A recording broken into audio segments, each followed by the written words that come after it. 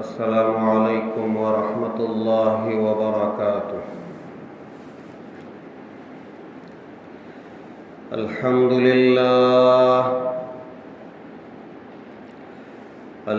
للہ نحمده ونستعینه ونستغفره ونؤمن به ونتوکل علیہ ونعوذ باللہ من شرور انفسنا ومن سیئات اعمالنا ونعوذ باللہ من شرور انفسنا ومن سیئات اعمالنا من يهده الله فلا مضل له ومن يضلله فلا هادي له ونشهد أن لا إله إلا الله وحده لا شريك له ونشهد أن سيدنا ونبينا ومولانا محمدا عبده ورسوله الذي أرسل بالحق بشيرا ونذيرا وداعيا إلى الله بإذنه وسراجا منيرا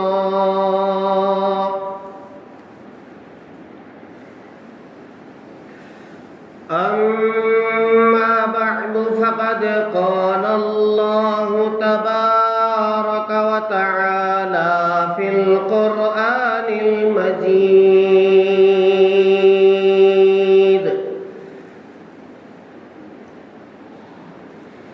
أعوذ بالله من الشيطان الرجيم بسم الله الرحمن الرحيم إنا أعطيناك الكوثر فصل لربك وانحر إن شانئك هو الأبتر۔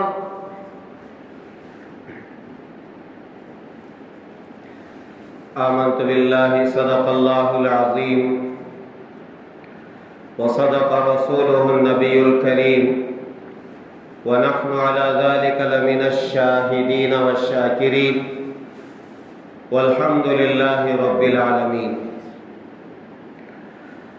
بزرگان محترم، گزشتہ جمعہ آپ حضرات نے سنا کہ یہ جو مہینہ ماہ ذی الحجہ کا گزر رہا ہے، اللہ تعالیٰ کی نگاہ میں اس مہینے کی بڑی قدر ہے، اور خاص طور پر یہ جو شروع کے 10 دن ہیں یہ بڑی ہی عظمت والے اور اللہ تعالیٰ کی نگاہ میں بہت ہی پسندیدہ ایام ہیں، دن اور رات ہیں۔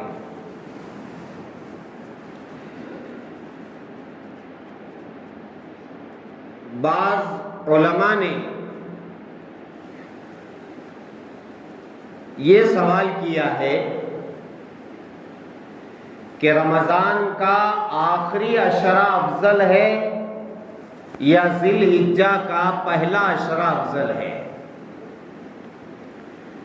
عام طور پر ہم لوگ یہی سنتے آ رہے ہیں کہ رمضان المبارک کا جو آخری عشرہ ہے، آخری 10 دن ہے، جس میں لیلۃ القدر شب قدر ہے،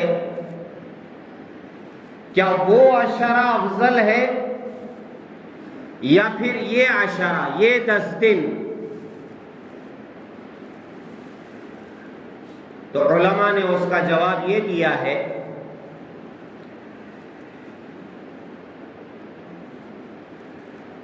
کہ رمضان کے جو آخری 10 دن ہیں، ان کی افضلیت، یہ جو فضیلت والے دن ہیں، یہ اس وجہ سے ہے کہ ان میں لیلۃ القدر ہے، شب قدر ہے، اور پھر یہ فرمایا اس کے جو دن ہیں، یہ دن اللہ تعالیٰ کی نگاہ میں بہت افضل ہے، اور پھر ماہ ذی الحجہ کے جو ایام ہیں، 10 دن ہیں، ان کی راتیں اللہ تعالیٰ کے یہاں بہت افضل ہیں۔ تو دونوں اللہ تعالیٰ کی نگاہ میں بہت افضل ہیں۔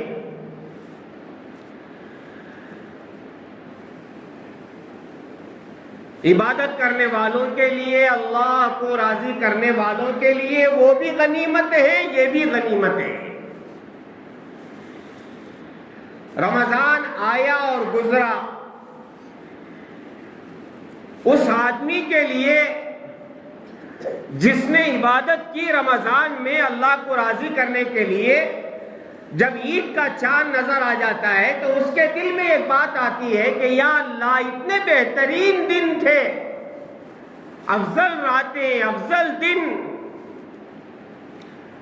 یا اللہ یہ تو چلے گئے۔ ایسے شخص کی تسلی کے لیے اللہ تعالیٰ نے پھر سے یہ 2 مہینے کے بعد،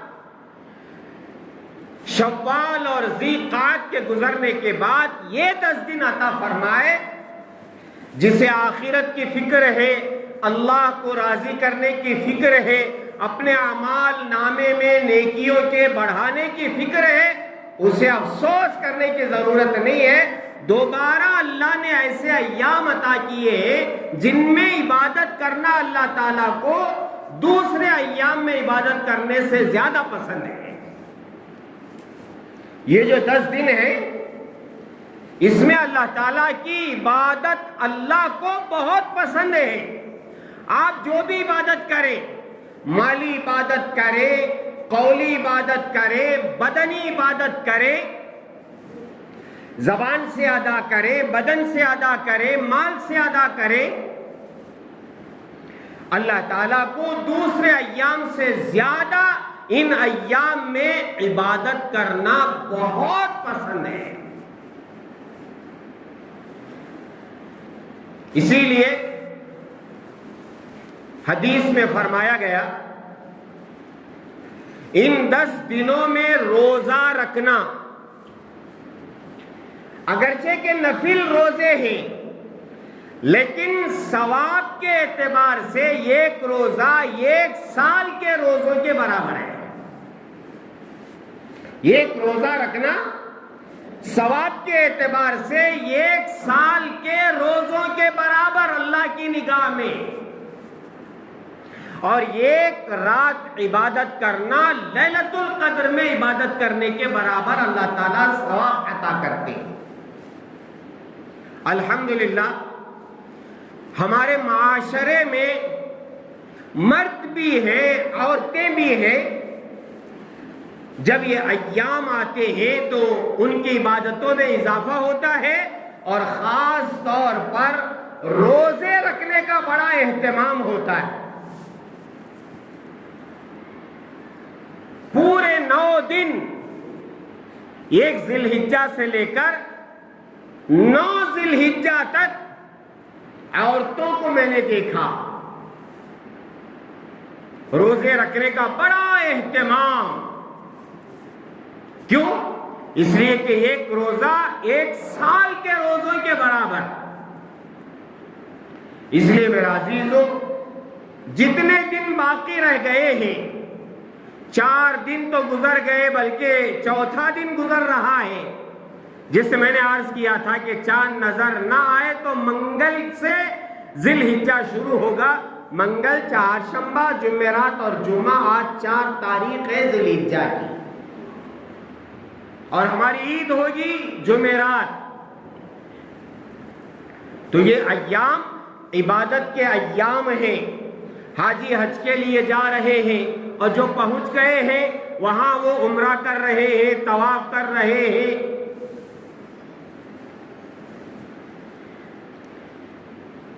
اب چند عبادتیں رہ گئی ہیں، میں اس کا تذکرہ کر دیتا ہوں. سب سے پہلے ناخن نہ کاٹنے کا حکم میں نے گزشتہ جمعہ عرض کیا. بال نہ کاٹے، ناخن نہ کاٹے وہ لوگ جو قربانی کرنا چاہتے ہیں. اور یہ جو حکم ہے یہ حکم مستحب ہے، سنت ہے، فرض و واجب نہیں ہے. یہ بھی ذہن میں رکھیں، فرض و واجب نہیں ہے. اسے فرض و واجب کا درجہ نہیں دینا ہے، سنت ہے، مستحب ہے. اگر کوئی شخص قربانی بھی دے رہا ہے اور بال بھی کٹ کر رہا ہے، اس پر ہم زیادہ اعتراض نہ کریں، اس پر انگلیاں نہ اٹھائیں، اس لیے کہ یہ مستحب عمل ہے، سنت عمل ہے، واجب اور فرض نہیں ہے کہ ہم اس پر انگلیاں اٹھائیں، چیمی گوئیاں کریں، اعتراضات کریں. ایسا نہیں ہونا چاہیے. جو عمل جس درجے کا ہے اس درجے کو اس کا مقام دینا چاہیے اور وہی سمجھ کر اس پر عمل کرنا چاہیے. دوسرا جو کام ہے وہ ہے 9 ذی الحجہ، عرفہ کے دن، جسے یوم عرفہ کہا جاتا ہے، اور جو حج کا دن ہے، اصل دن حج عرفہ ہی کے دن کو کہتے ہیں 9 ذی الحجہ. عرفات کے میدان میں حاجی پہنچنا ضروری ہے. اگر حاجی عرفات کے میدان میں نہیں پہنچے گا اس کا حج ادا نہیں ہوگا. چاہے وہ دم دے، دم سمجھتے کوئی غلطی، بڑی غلطی ہو جاتی ہے تو شریعت حاجی کو یہ حکم دیتی ہے کہ وہ دم دے، بکرا ذبح کرے. لیکن اگر حاجی عرفات کے میدان میں 9 ذی الحجہ کو نہیں پہنچتا ہے، نہ دن میں پہنچتا ہے نہ رات میں پہنچتا ہے، تو پھر اس کا حج ہوتا ہی نہیں ہے. 9 ذی الحجہ ظہر سے لے کر مغرب تک، بلکہ صبح صادق تک بھی اگر کوئی شخص عرفات کے میدان میں پہنچ جاتا ہے تو اس کا حج ادا ہو جاتا ہے. حاجی وہاں حج ادا کر رہے ہیں عرفہ کے دن 9 ذی الحجہ کو. جو غیر حاجی ہیں، جو حج کو نہیں گئے، ان کے لیے حکم یہ ہے کہ وہ یہاں رہ کر کے روزہ رکھے، نفل روزہ. کیوں؟ یہ بہت بڑا عظمت والا بلکہ مغفرت والا دن ہے. اللہ تعالیٰ جتنے لوگوں کو جہنم سے اس دن آزاد کرتے ہیں، اس سے زیادہ کسی اور دن میں جہنم سے آزاد نہیں کرتے. بلکہ حدیث میں اللہ یوم عرفہ 9 ذی الحجہ کو اتنا معاف کرتے ہیں، اتنا معاف کرتے ہیں، اتنا معاف کرتے ہیں کہ شیطان جو پیچھے لگا رہا برائیاں کرانے، فرائض کو چھڑوانے، برائیاں کروانے، فرائض کو چھڑوانے، جو محنت لگا رہا تھا اس کی محنت پر پر پانی پھر جاتا ہے۔ اللہ تعالیٰ حاجی کو بھی معاف کر دیتے ہیں، اور حاجی جس کے لیے دعا کرتا ہے مغفرت کی، اللہ اس کی بھی مغفرت کر دیتے ہیں۔ تو گویا اللہ کی ذات سے یہ امید ہے کہ حج کی برکت سے حاجی کی بھی مغفرت ہو جاتی ہے اور پوری امت کی مغفرت ہو جاتی ہے۔ اس لیے کہ سرکار دو عالم صلی اللہ علیہ وسلم نے یہ دعا فرمائی ہے کہ اللہم اغفر الحاج ومن استغفر الحاج، یا اللہ حاجی کی بھی مغفرت فرما، اور حاجی جس کی مغفرت کے لیے دعا کرے اس کی بھی مغفرت فرما۔ اگر حاجی کی دعا قبول نہیں ہوتی ہے تو ٹھیک ہے، چلیے، لیکن اللہ کے رسول کی جو دعا ہے وہ تو قبول ہو چکی ہے۔ اس لیے اتنا عظمت والا مغفرت والا دن، جس دن مٹی اٹھا کر کے شیطان سر پر ڈال لیتا ہے، میری محنت پوری بیکار گئی، غارت گئی، میں انہیں اتنے گناہ کرایا، کبھی فرائض چھڑوایا، کبھی گناہوں میں مبتلا کرایا، لیکن آج کے دن اللہ کی رحمت ایسی ہوئی کہ اس کے پورے گناہ معاف ہو گئے۔ اس لیے جو غیر حاجی ہے اپنے مقام پر رہ کر کے اللہ کی رحمت کو متوجہ کرنے کے لیے یہاں رہ کر کے وہ روزہ رکھے۔ اب عرفہ کا دن ہمارے یہاں اس سال کب ہے؟ وہ ہے چہارشنبہ، بدھ کا دن۔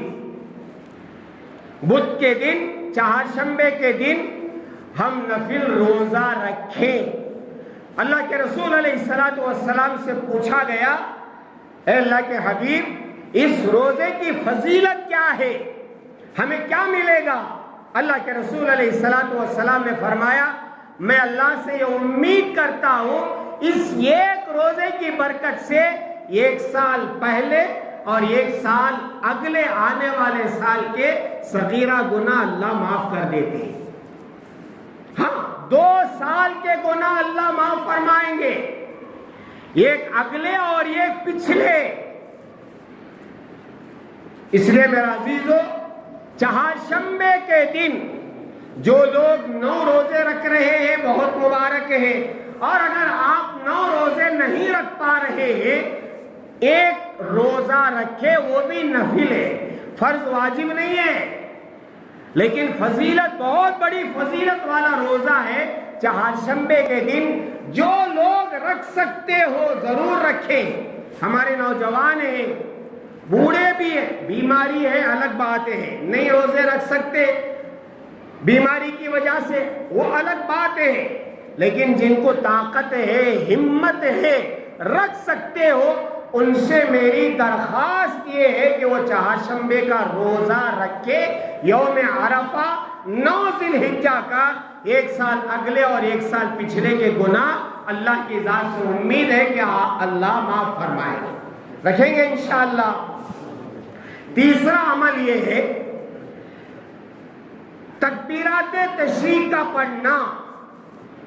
یہ اعمال آپ کو معلوم ہے، لیکن اس کا مذاکرہ ہونا چاہیے تاکہ ہمیں یاد ہو۔ 5 دنوں میں تکبیرات پڑھنا، ہر فرض نماز کے بعد جماعت کے ساتھ جو آدمی نماز پڑھتا ہے اس کے لیے واجب ہے کہ ہر فرض نماز کے بعد 5 دن وہ تکبیرات تشریق پڑھے۔ اللہ اکبر، اللہ اکبر، لا الہ الا اللہ، واللہ اکبر، اللہ اکبر وللہ الحمد۔ کب سے شروع کریں گے؟ 9 ذی الحجہ سے لے کر 13 ذی الحجہ تک، یعنی چہارشنبے کے دن فجر کی نماز سے لے کر چہارشنبہ، جمعرات، جمعہ، ہفتہ، اتوار کی عصر تک۔ یہ 5 دن حج کے ایام ہیں، یہ 5 دن حج کے ایام ہیں۔ حاجی وہاں حج کریں گے، 9 تاریخ کو عرفہ جائیں گے، 10 تاریخ کو منی آئیں گے، مزدلفہ میں رات گزاریں گے، اور صبح میں منی آ کر کے ایک شیطان کو کنکری ماریں گے، پھر اس کے بعد طواف زیارت کے لیے جائیں گے، اور پھر 11 کو وہ جمرات کی رمی کریں گے، شیطان کو کنکریاں ماریں گے، 11 بھی 12 بھی اور پھر 13 بھی اس کی اجازت ہے، بلکہ اللہ نے فرمایا جن کے اندر تقویٰ ہے وہ لوگ 13 کو رہ کر کے وہاں جمرات کی رمی کر کے آئیں گے۔ تو یہ جو 5 دن ہیں، یہ 5 دن حج کے ایام ہیں۔ حاجی وہاں حج کرتے رہیں گے، وہاں دعائیں کرتے رہیں گے، اللہ کو مناتے رہیں گے، روئیں گے، گڑ گڑائیں گے، قربانی دیں گے، اور پھر اللہ کے گھر کا طواف کریں گے، سعی کریں گے، مزدلفہ میں قیام کریں گے، مینا میں قیام کریں گے، عرفات میں قیام کریں گے، وہ اپنا عمل وہاں کریں گے، سر کے بال نکالیں گے، یہ سارے اعمال وہ وہاں کرتے رہیں گے۔ ہم یہاں پوری دنیا میں شمال سے لے کر جنوب تک، مشرق سے لے کر مغرب تک، دنیا کا ہر فرض نماز کے بعد فوراً سلام پھیرتے ہی بآواز بلند مردوں کے لیے اور درمیانی آواز میں عورتوں کے لیے تکبیرات تشریق کا پڑھنا واجب ہے، واجب۔ چھوڑیں گے تو گنہگار ہوں گے۔ تو یہ تیسرا عمل ہے۔ انشاءاللہ آپ مسجد میں نماز ادا کرتے ہیں تو پھر کوئی نہ کوئی شخص جس کے ذہن میں یہ بات رہتی ہے کہ فوراً سلام پھیرنے کے بعد تکبیرات پڑھنا ہے، تو وہ ذرا زور سے تکبیرات پڑھنا شروع کرے۔ سن کر کے سارے افراد زور سے بآواز بلند، آہستہ نہیں۔ کتابوں میں لکھا ہے جہاں زور سے پڑھنے کے لیے کہتے ہیں تو لوگ آہستہ پڑھتے اور سمجھتے ہیں کہ آواز سے پڑھنا یہ بے ادبی ہے، میرے وقار کے خلاف ہے۔ یہ دیکھو تکبیرات پڑھنے بخار آ جاتا ہے، میرے وقار کے خلاف نہیں۔ میرے پیارو، یہاں کہا جا رہا ہے آپ کو بلند آواز سے پڑھو، تو بلند آواز سے پڑھنا چاہیے۔ بات سمجھ میں آ رہی؟ تو یہ تیسرا عمل ہے۔ اور چوتھا عمل کیا ہے؟ قربانی۔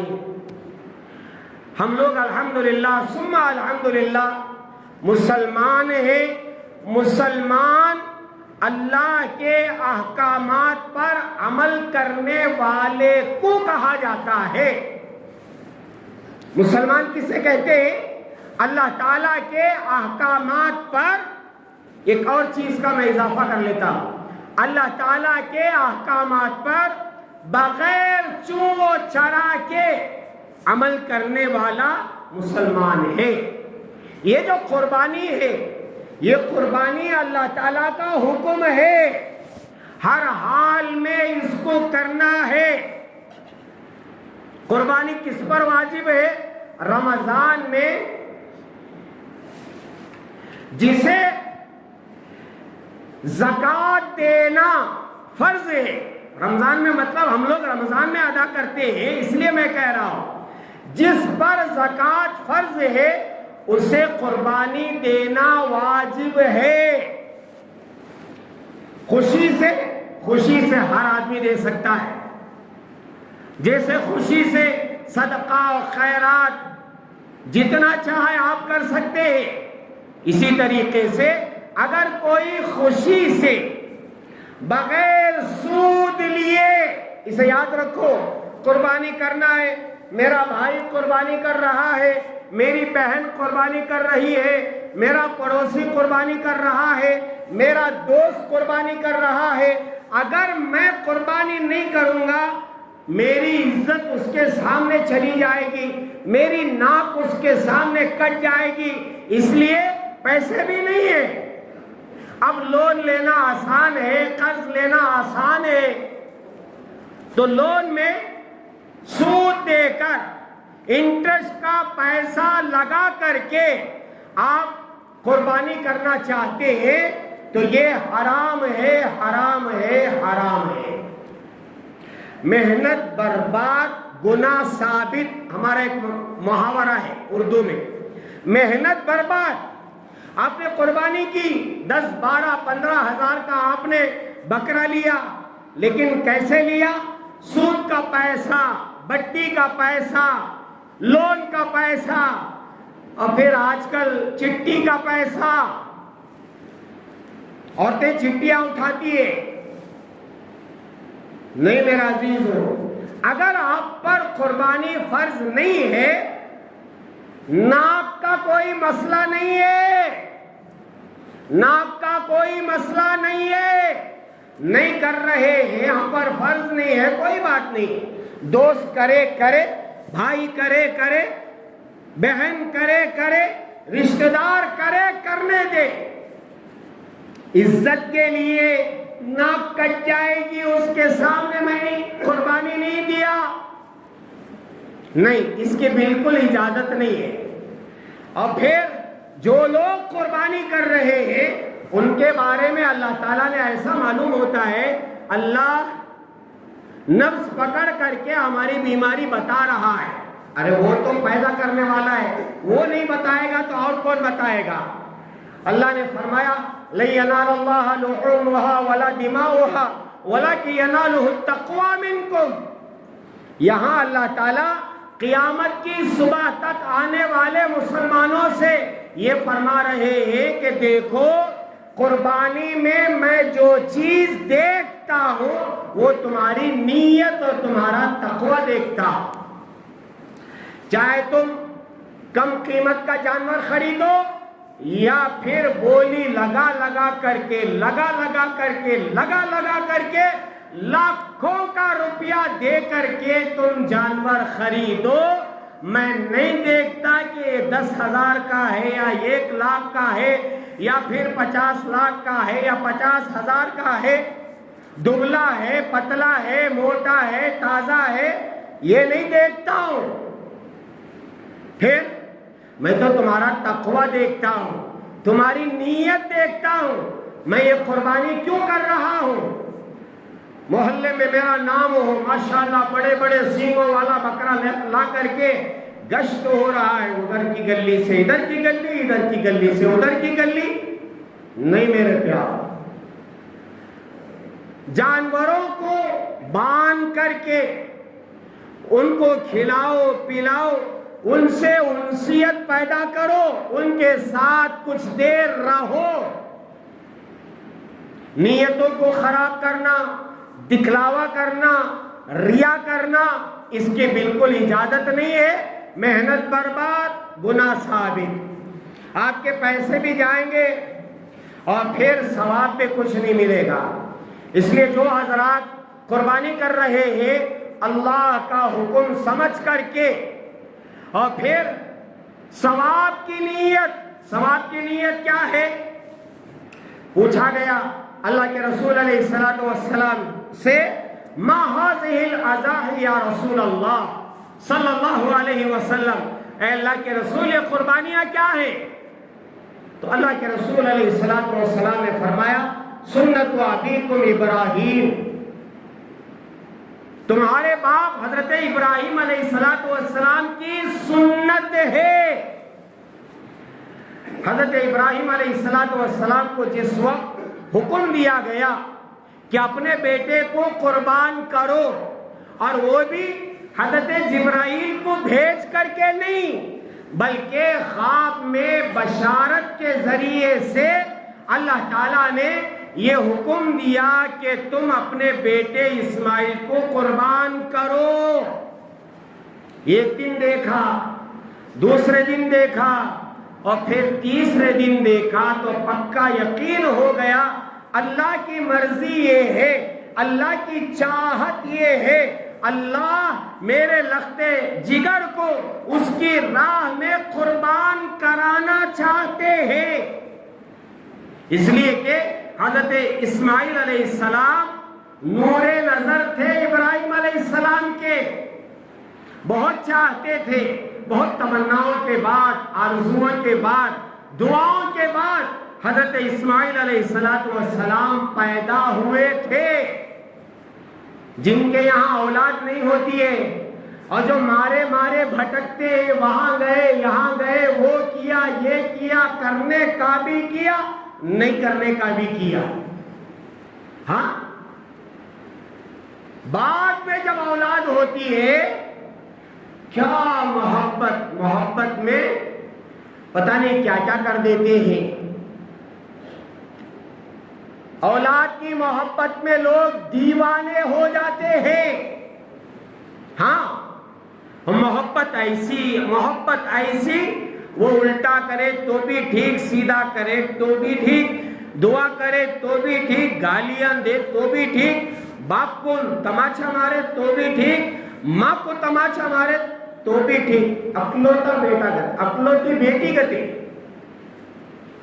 کہیں نہ کہیں حضرت اسماعیل علیہ السلام کی محبت اپنے والد حضرت ابراہیم کے دل میں کہیں نہ کہیں رچ بس گئی تھی کہ یہ میرا بیٹا بڑے آرزوؤں کے بعد دعاؤں کے بعد ملا ہے۔ اللہ تعالیٰ نے آزمائش شروع کر دی، آزمائش۔ واقعات حضرت ابراہیم علیہ السلام کے پیدا ہوئے تو اللہ نے کہا کہ جاؤ ایسی جگہ بواد غیر ذی زرع عند بیتک المحرم، جاؤ بیت اللہ کے پاس چھوڑ کر کے آؤ، نہ کھانا ہے نہ پانی ہے نہ سایہ ہے، کچھ نہیں۔ حضرت ہاجرہ علیہ السلام اسماعیل علیہ السلام کو لے کر کے آئے، ابراہیم علیہ السلام وہاں چھوڑ کر کے جہاں اس وقت کعبۃ اللہ ہے، نہ پانی کا نظم ہے نہ درخت ہے، کچھ نہیں ہے، چھوڑ کر کے چلے گئے۔ ابراہیم علیہ السلام کو حکم تھا بات نہیں کرنا، سواری سے نیچے نہیں اترنا۔ جب وہاں چھوڑ کر کے جا رہے تھے حضرت ہاجرہ نے پوچھا یہاں ہمیں چھوڑ کر کے جا رہے ہو، کیا ہے، کیا قصہ ہے، ناراض ہو یا پھر ہمیں عذاب دے رہے ہو؟ باتوں باتوں میں نکلا کیا اللہ کا یہی حکم ہے کہ مجھے اور میرے بیٹے کو یہاں چھوڑ کر کے جاؤ؟ ابراہیم علیہ السلام نے اپنا سر ہلایا، میں لا کر کے یہاں اللہ کا حکم پورا کرنے کے لیے چھوڑ کر جا رہا ہوں۔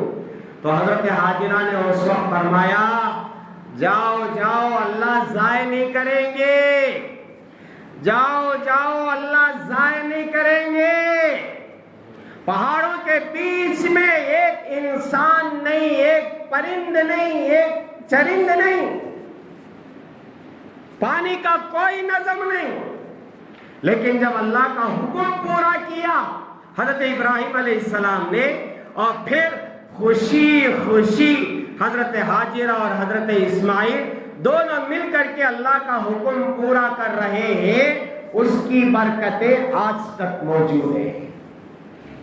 یہ جو زمزم کا پانی نکلا ہے ان کی قربانیوں کا نتیجہ ہے۔ یہ جو ہم حج کو جا رہے ہیں اور طواف عمرے کے درمیان سعی کر رہے ہیں، صفا مروہ کے درمیان دوڑ رہے ہیں، حضرت ہاجرہ کا وہ دوڑنا اللہ کو پسند آیا تو قیامت کی صبح تک حاجی برابر صفا مروہ کے درمیان حضرت ہاجرہ کی نقل کرتے ہوئے دوڑ رہے ہیں۔ اللہ نے دوڑایا کہ دوڑو دوڑو۔ حضرت ابراہیم علیہ السلام نے چھری چلائی، اللہ کو اتنا پسند آیا، کیوں؟ اس لیے کہ حضرت ابراہیم علیہ السلام نے سوال نہیں کیا کیوں، کہیں کو نہیں۔ تیسرے دن حضرت ابراہیم علیہ السلام اپنے نور نظر کو لے کر کے مینا پر گئے اور جا کر کے وہاں جو انہوں نے قربانی کا عمل پیش کیا، چھری تیز، اور پھر اسماعیل علیہ السلام کو لٹایا، اوندھا لٹایا، منہ کے بل، ایسا نہیں چتا بلکہ الٹا، اور پھر سر کے بار پکڑ کر کے یوں اٹھایا اور پٹی بندھی ہوئی تھی. ابا جان پٹی باندھ لیجئے, کہیں ایسا نہ ہو میری محبت میں اللہ کا حکم پورا کرنے میں کہیں میں رکاوٹ نہ بن جاؤں. پٹی باندھ لیجئے اور چھری کو ذرا اچھی طرح تیز کر لیجئے.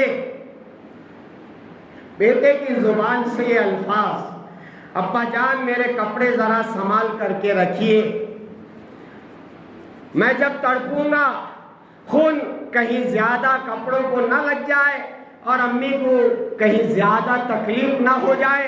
بچہ نصیحت کر رہا, ابا جان مجھے الٹا لٹائیے اور چھری تیز کیجئے اور اپنے آنکھوں پر پٹی باندھ لیجئے. فلم یا بنیا انی ارا فی المنام انی اذبحک فانظر ماذا ترى قال یا ابت افعل ما تؤمر ستجدنی ان شاء اللہ من الصابرین.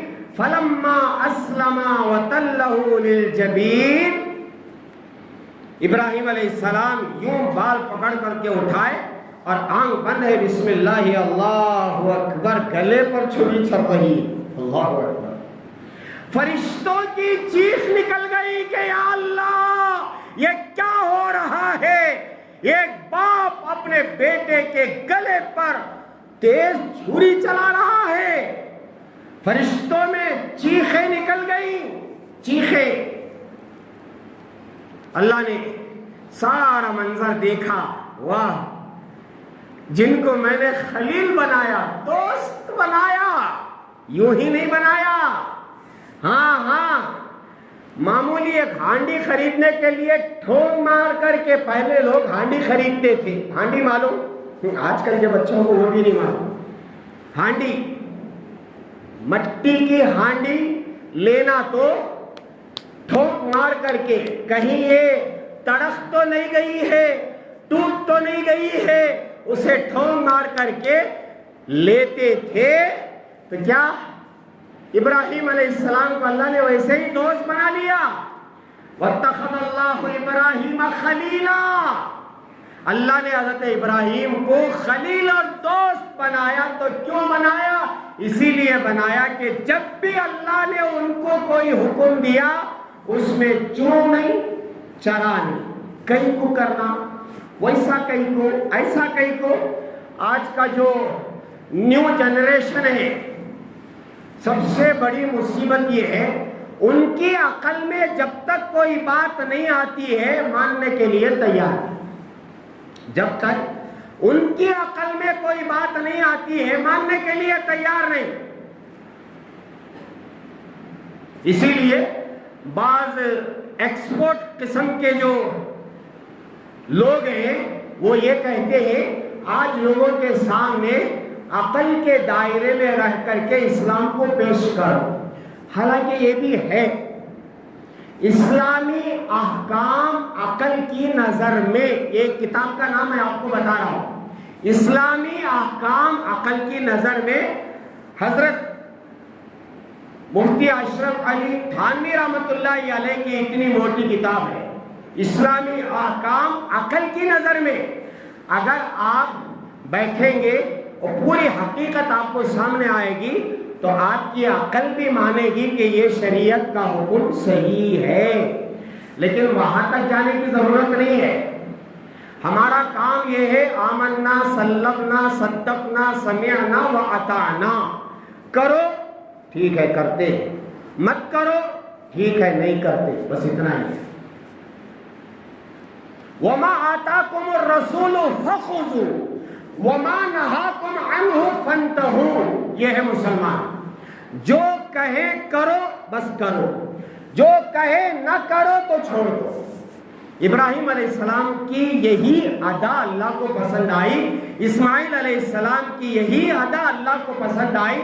اللہ نے حکم دیا, بس عمل کرنے کے لیے چلے گئے اور چھری لے کر کے گلے پر چلانے لگے. اللہ نے دیکھ لیا, فرشتوں نے دیکھ لیا, فرشتوں کی چیخیں نکل گئی, یا اللہ حضرت ابراہیم تیرا حکم ایسا مان رہے ہیں.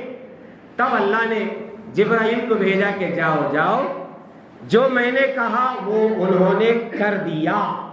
فلما اسلم وتلہ للجبین ونادیناہ ان یا ابراہیم قد صدقت الرؤیا انا کذالک نجزی المحسنین وفدیناہ بذبح عظیم وترکنا علیہ فی الآخرین سلام علی ابراہیم. یہ لو ابراہیم جاؤ، جو آدم علیہ السلام کے بیٹے حابیل نے جو بکرا قربانی کے لیے پیش کیا تھا اور ہم نے اسے اٹھا کر کے جنت میں رکھا تھا، اللہ نے وہ بھیجا کہ جاؤ یہ پیش کرو. کہ ابراہیم ذرا پٹی کھولو.